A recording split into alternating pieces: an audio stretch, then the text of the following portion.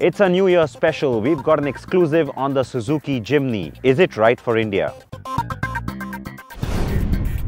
The bike you've all waited for from KTM, the 125 Duke. And our review of the compact SUV from Nissan, the new Kicks.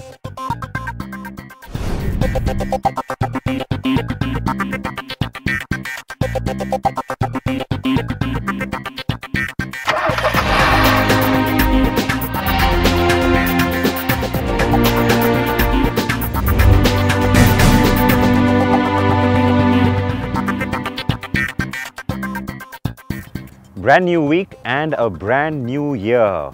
First up from all of us here, a very happy 2019. It is our first show in the new year, and so we've got plenty coming your way. I'm Siddharth Vinayak Patankar. Thanks for joining us. You've already seen our lineup at the start. You got a little bit of a glimpse, and so yeah, we're kicking off the new year with a bang. Three very strong products. One we'd love to have, one that's looking to shake up the market, and one, well, that's likely to be a volumes driver. Let's get straight to it then. We'll start with the KTM 125. Yes, this is a bike that's been exported from India for quite some time. We never had it until now. If road presence is what a 125cc motorcycle should have, the baby Duke has it covered. That's because it may be a 125, but it's a proper sized roadster. And the KTM 125 Duke looks anything like a conventional 125cc motorcycle.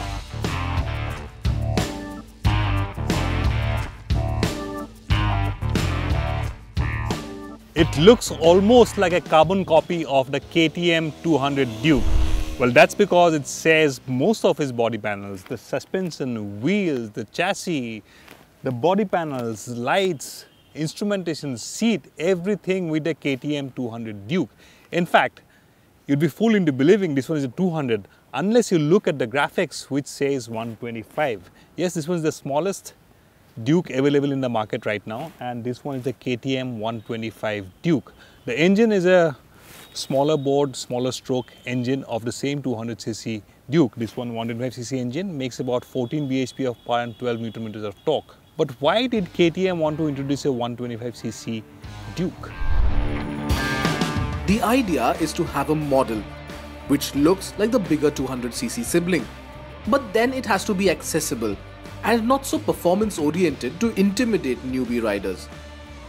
So it's primarily targeted at the young adult who is looking to get into the KTM family but may not want manic performance. Now, KTMs have always been known to be performance-oriented motorcycles. They've got an image, particularly in India, of being sporty, very performance-oriented.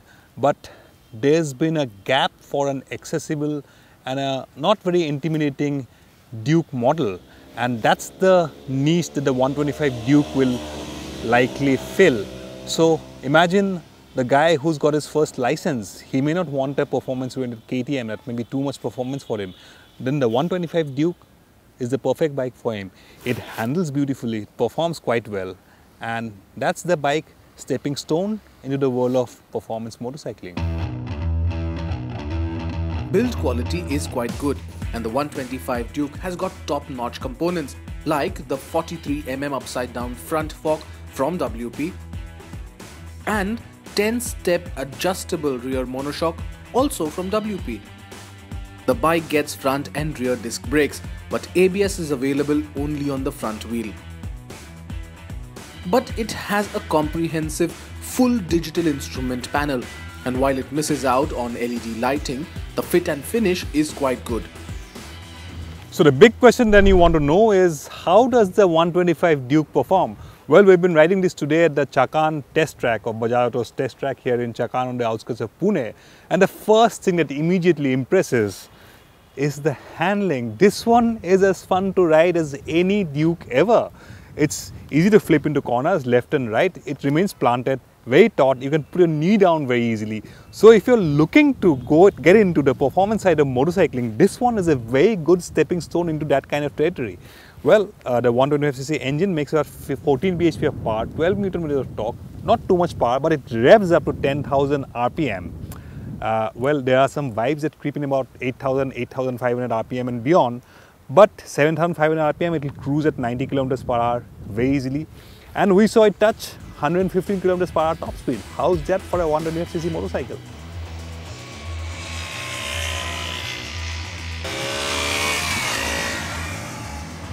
On the move, it's immediately apparent that this is a small engine. There's no mad rush of acceleration, no adrenaline pumping excitement. In fact, it takes some time to reach triple-digit figures and is happiest at between 60 and 80 kilometers per hour.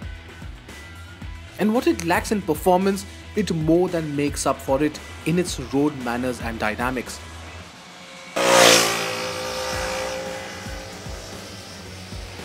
Handling is the baby Duke's forte, and it certainly has the same bloodline as its bigger siblings. And that is more than reason enough to consider it if you want a small, easily accessible bike to hone your skills before you move on to bigger and more powerful two-wheel territory. The only thing that could be a bit of a speed breaker is the price. At more than 1 lakh rupees, some may argue that it's expensive for a 125 when you can get into the 200cc segment at that price bracket. So a promising new Duke, and one that's likely to drive some volumes for KTM. Now we switch to the SUVs. First, it is that big exclusive, the Suzuki Jimny. It came after a long gap. This is a new generation car after several years. And it's the car that's really shaking up quite a storm the world over.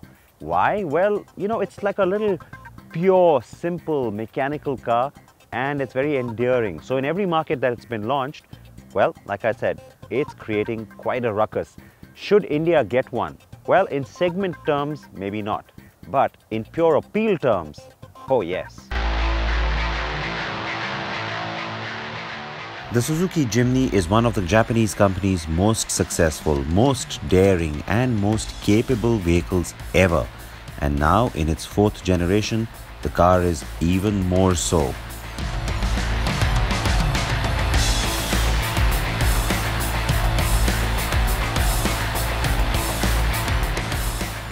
Now the new generation of the Suzuki Jimny sure took its time. I mean, the old one was flogged for a long time, and then we finally got news on this one.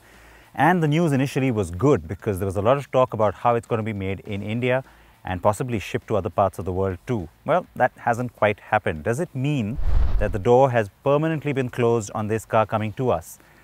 Yes and no. The official line is yes. The no is where I have a little bit of hope, simply because, well, remember now there's a new government ruling that you can have small batches of cars being imported without homologation. So maybe it's this, maybe it's the VITARA, maybe it's both. But do I find that it's compelling enough to launch in our market? That's the question I will answer today.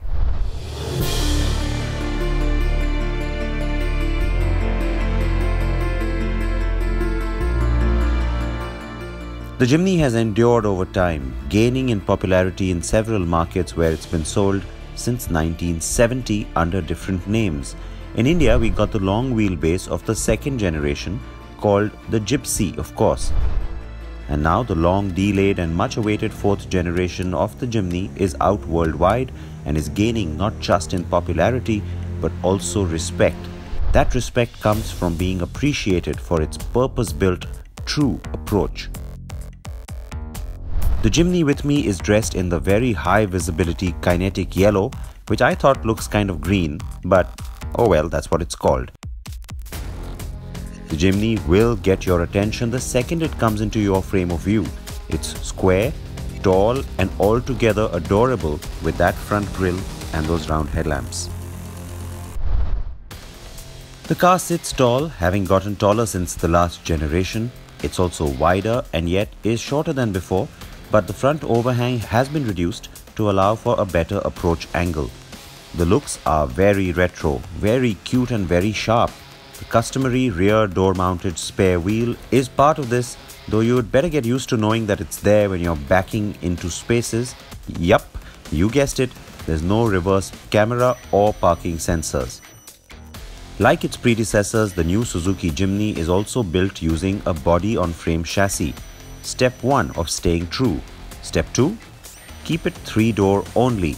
And then the crucial next step, a naturally aspirated 1.5-litre petrol mill that churns out 101 bhp and 130 Nm of torque. The gearbox, but naturally, is a manual 5-speed. So there's no turbo, no fancy automatic, and the reason? Quite simply to keep the car mechanically as pure as possible and to afford an effective 4x4 performance. Now there is a 4-speed automatic gearbox on offer, but even Suzuki expects no more than 10% sales worldwide to come from that rudimentary auto. Steel wheels, a wiped-down interior and fold-flat rear seats. Oh yes, when I said 3-door, I wasn't discounting a second row. The cabin is well finished in black, plastics are simple yet strong, and the instruments are finished in amber-lit dials from the 1980s. Yet they have a functional trip and vehicle information screen between them, like many other Suzuki cars. And that's also true of the very familiar touchscreen infotainment system that we've seen at the top end of every Maruti Suzuki model over the past 3 years. You know how it works. It's the very same. Fold down and slide those front seats to get to the rear of this tiny cabin. Getting in is easier from the passenger side. Now the idea here is for this to be a subcompact off-roader. So space, well, that's not what this cabin is about. Now I've gotten into the back. I have to say the seat surprised me with its level of comfort because I didn't even expect that. Having said that, you can't really sit back here for too long, and there's hardly any luggage space. As you can see, just for one carry bag as well, we've had to put this seat down so that, our bag fits into the car. So it's not about space, like I said, it's just about being in the driver's seat and having a little bit of a blast.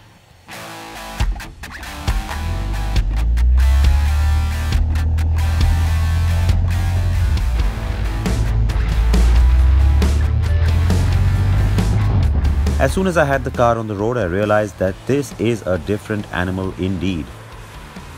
The engine is all too loud, the driving posture all too upright, and the body roll is all too obvious. And yet I was having a great time already. Is that strange? Perhaps the answer lies in the incessant barrage of Me Too type vehicles that are easy, convenient, and extremely boring after a point. The Jimny is anything but boring. Now the car will already endear itself to you with its cute retro looks. You can't help but smile when you look at one. And well, that sort of experience continues when you get into the cabin and you start driving the car. It's got this nice quirky character. The really short wheelbase gives it a lot of a fun element despite the skinny tires. And yeah, this one's got a stick shift too. So am I having fun? Yes.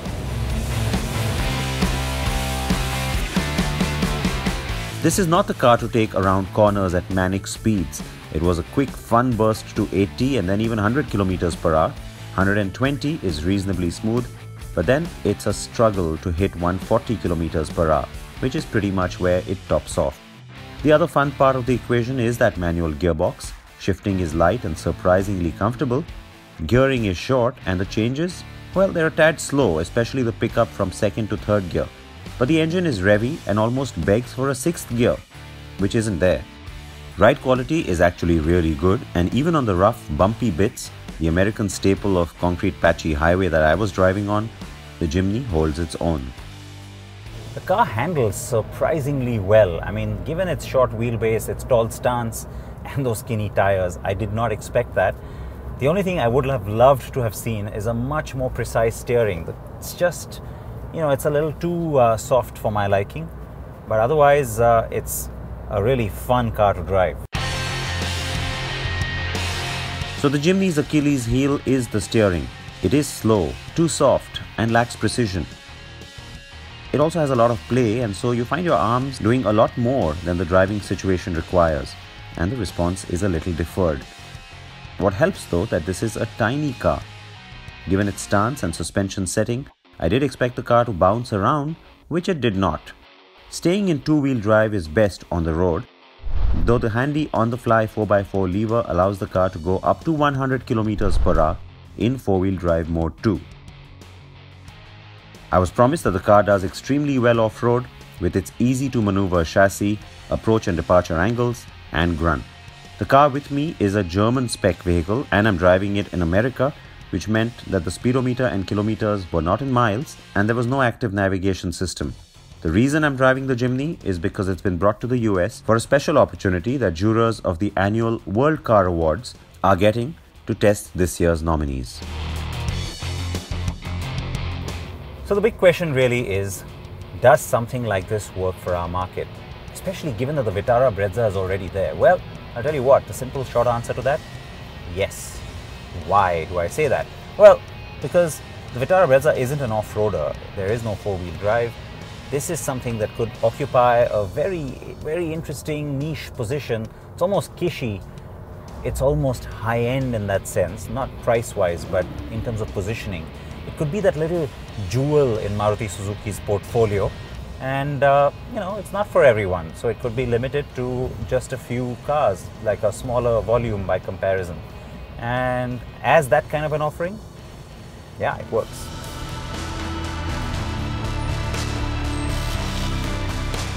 The Jimny could play a brand-shaping role for Maruti Suzuki in India, even though I can see a strong business case to sell even 20,000 of these a year, if priced around 12 to 15 lakh rupees. But given Maruti's always strained production capacity, a flagship import is probably where the Jimny could still do some justice in our market. I would buy the Jimny over the VITARA BREZZA, as also over the TUV 300, Nexon, EcoSport, Creta, and dare I say the Duster. Those are all family cars in India, aren't they? The Jimny is not. And no one has dared to go there in India. It's about bloody time someone did.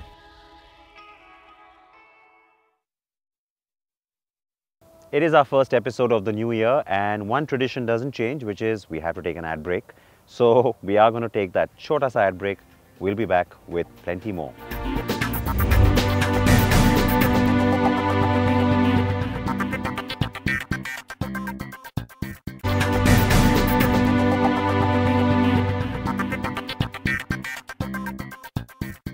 Welcome back. The Nissan Kicks, well, it's a name I'm going to take some getting used to. It's like the Suzuki Let's. It doesn't really make sense to me, but it's not about the name. It's about the attribute.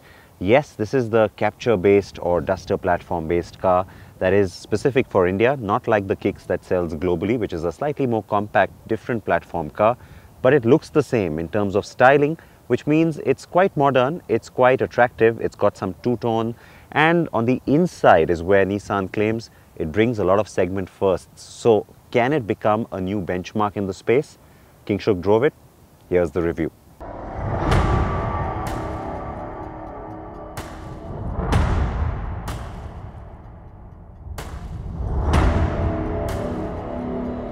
The Hyundai Creta has been a standout model in the compact SUV space, and while the Renault Capture did try to make a dent in its stronghold on the segment, it didn't do much. Enter the new Nissan Kicks.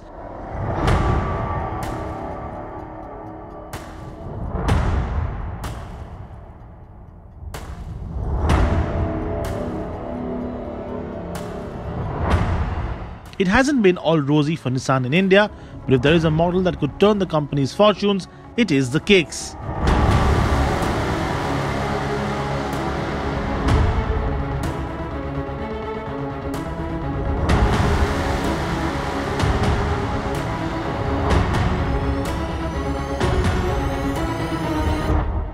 The Nissan Kicks is to the Terrano what the Renault Capture is to the Duster.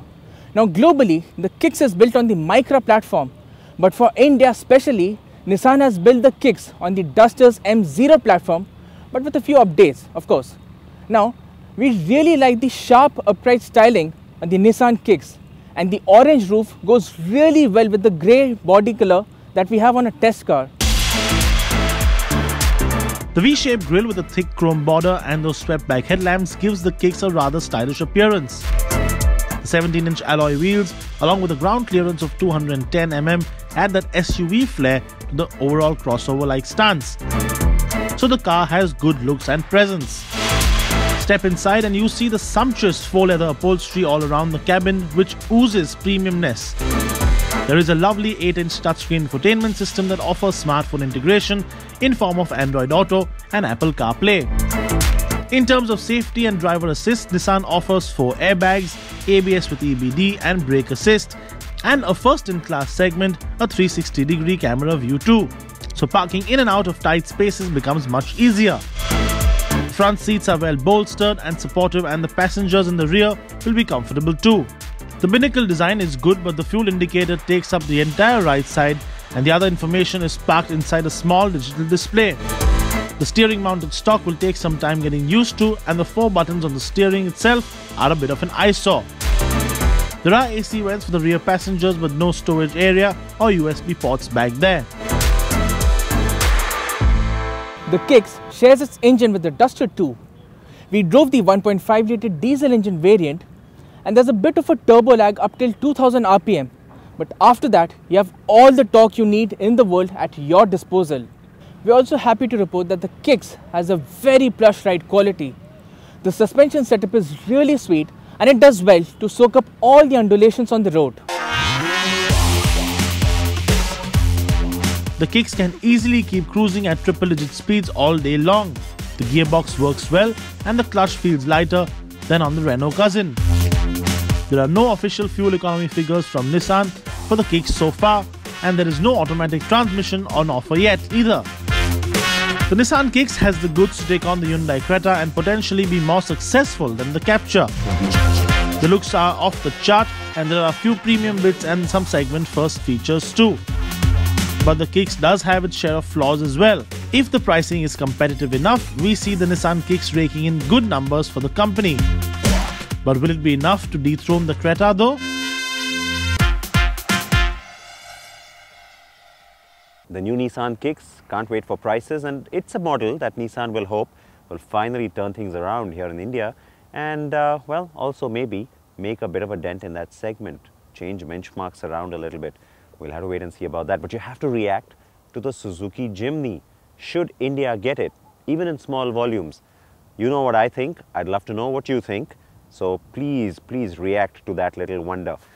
On that note, I'm going to say goodbye. Thanks for staying with us all these years. Please stay with us through this year as well. We'll have all the latest cars and bikes for you. Please wear your seatbelts. I hope that's a New Year resolution. Bye-bye.